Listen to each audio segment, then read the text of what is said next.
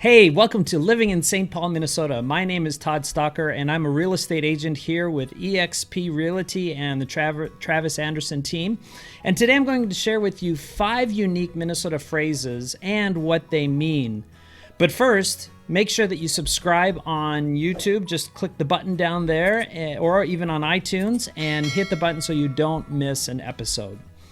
So, contrary to popular belief, not all Minnesotans have that extreme accent that you might think from the movie Fargo, eh? Yeah. Hey, they said they were going to the Twin Cities. Oh, yeah? Yeah. Yeah, is that useful to you? Oh, you betcha, yeah. Yeah. You know, those stereotypical O's and A's, they do get a bit extreme up north toward North Dakota, or even closer to the Canadian border, but a majority of the state don't have that O and A kind of talk. A little bit, but not as extreme as you might think. But even though the accent isn't always there, we do have certain phrases that are pretty unique to us up here. So I'm going to talk through 5 of those phrases and give you a bonus one at the very end. Ready? Okay, here we go. First one is this. UFF-DA. I'm sure you've heard that before. UFF-DA. So this is a word that is used to describe a whole variety of different emotions and a variety of different responses to different situations. If something surprises you, UFF-DA. Something smells weird, UFF-DA. Or you're just tired and you just collapse in bed, UFF-DA. I mean, you can express any kind of emotion with this phrase, UFF-DA, with this one phrase. I mean, the key is to pay attention really to the tone of the phrase in order to understand the context in which it's being used. So if you watch someone slip on the ice outside a Roseville bar at 1 a.m, you squint and say, UFF-DA. Or if you realize you used sugar instead of salt in your lefse, you say, UFF-DA. But in that case, it could be good or bad, depending on if you like sugar in your lefse. So the first one is UFF-DA. Second one is this, SKOL. So if you've ever been to a Minnesota Vikings game at the US Bank Stadium or even in the old Metrodome, you may have heard this phrase, SKOL. It's a Swedish or maybe even Norwegian, depending on what heritage you come from. It's a Swedish word used by the ancient Vikings that usually means cheers and to good health.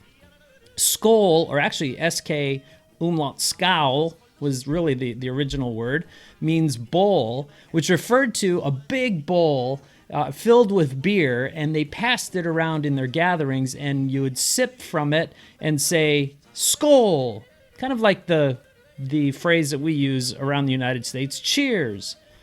It's also kind of like the common cup at communion in church. That just came to me. I mean, can you imagine taking the common cup and afterwards saying, SKOL, after you drank from it? Okay, maybe I'll erase that part. Anyway, the second one is SKOL. Third one is you betcha. And a lot of people put yeah, you betcha in front of it. And simply, this means a simple yes. Yeah, you betcha. It's in agreement with somebody. It's really a derivative of the word you bet, or the phrase you bet that they say in the upper northeast. So if you're in the winter and Sven asks you to help him plug in his car, you say, you betcha, or yeah, you betcha. And then after you help him, he says thanks, you say, you betcha. It's a catch-all phrase. Anyway, number 4 is this, DONTCHA know. Basically, it means don't you know, but we in Minnesota like to scrunch up a whole bunch of words and not use a lot of them in the first place. So it's really a statement and not a statement of fact and not a question. It's used when you're wanting to confirm something that you've just said. So you're having coffee with Edna and you're talking about her cousin Bob. And you say, oh, that Bob, he's a silly one, don't ya know? Or, I saw Bob milking 2 cows at once, don't ya know? So for Minnesotans, the phrase makes us sound like we know what we're talking about, which most of the time we don't know what we're talking about, don't ya know? So fifth one is this, and this one isn't necessarily a full phrase, but it's the beginning. We say, oh, for blank. So like Southerners that stretch out their sentences, we, like I said, like to shorten ours. And so we say, oh, for cute, or oh for goodness sakes, or oh for, I can't think of another one, but those are the ones that we, oh for cute. We see a newborn baby or a puppy. Oh for cute, don't ya know? I mean, it's an easily convertible phrase in many, many different situations. Oh for cute, oh for sure, or even oh for fun. So whatever word you like to place in the end of that little phrase, it'll be fine. So those are the 5. Remember, UFF-DA, which is basically when you react to something that's crazy, or SKOL, which is cheers to good health, or you betcha, which confirms an agreement with somebody. DONTCHA know is that statement that says, don't you know? Like, we do know, but even though we don't know, we say, don't you know? Don't you know? And then the last one is, oh for cute. That's really the context that I hear it the most, is oh for cute. And the bonus one is what you've been looking at the whole video. It's op. Now this one, it could be a substitute for the first one, the UFF-DA, but it's more like an apology. So if I'm walking in the MOA, that's the Mall of America for those of you in Houston, Texas, and I accidentally bump into someone getting off the rotunda escalator, I say, op. And as an added nicety, I might even say, I didn't see you there, don't you know? Op.